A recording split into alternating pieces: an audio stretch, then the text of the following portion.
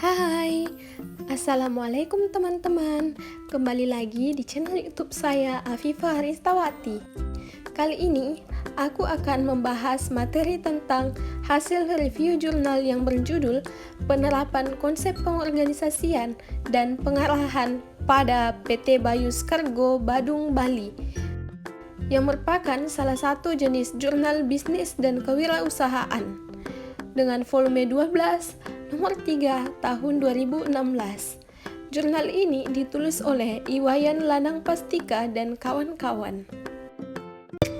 Oh iya, sebelum aku lanjut ke pembahasan, jangan lupa di like, komen, dan subscribe ya sobat onlineku. Selanjutnya yaitu objek penelitian.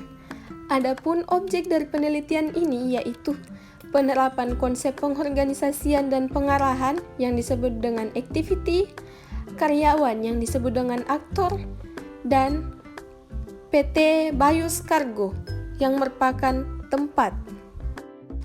Adapun metode yang digunakan pada penelitian ini yaitu menggunakan deskriptif kualitatif dengan menggunakan pendekatan metode diagram sebab akibat atau biasa disebut dengan fishbone diagram. Metode penentuan sampel yang digunakan adalah purposive sampling, adalah teknik pengambilan sampel dengan pertimbangan tertentu.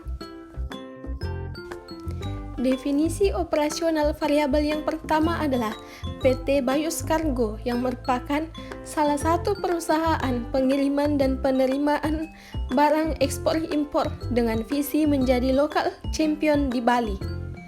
Adapun cara dan alat mengukur variabelnya yaitu pertama, aktivitas perkantoran yang meliputi proses penerimaan konsumen, penanganan dokumen, penjadwalan transportasi, dan pencatatan keuangan.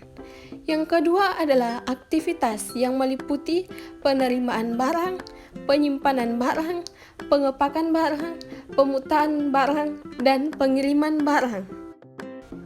Definisi operasional variabel yang selanjutnya adalah PT Bayus Cargo merupakan sebuah perusahaan yang sedang mengalami proses perkembangan aktivitas organisasi yang dibuktikan dengan aktivitas pengiriman barang ekspor menggunakan kontainer yang selalu mengalami peningkatan dari tahun 2013 sampai dengan tahun 2015 dan peningkatan pendapatan PT Bayus Cargo dari tahun 2013 sampai 2015.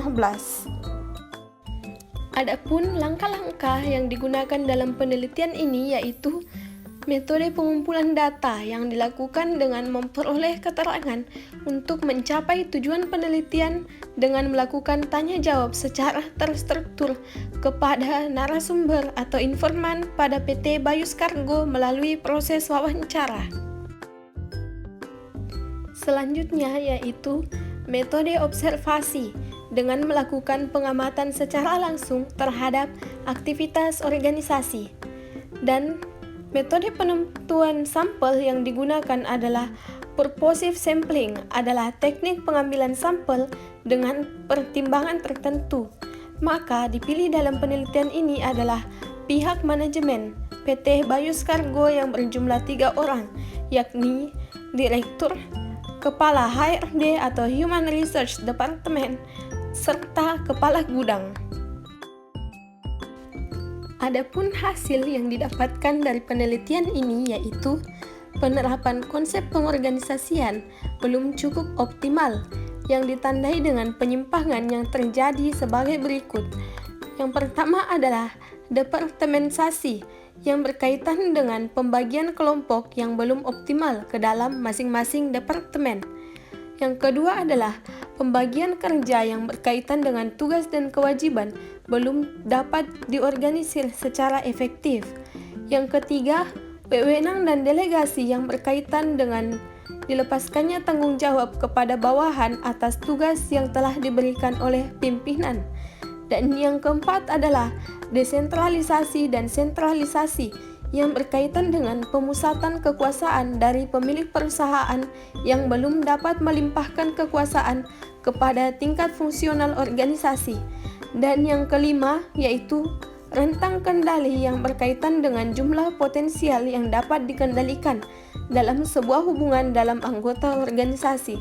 Dan yang terakhir adalah bentuk-bentuk organisasi yang berkaitan dengan alur kinerja dari struktur organisasi PT Bayus Cargo yang belum dipahami sepenuhnya oleh karyawan.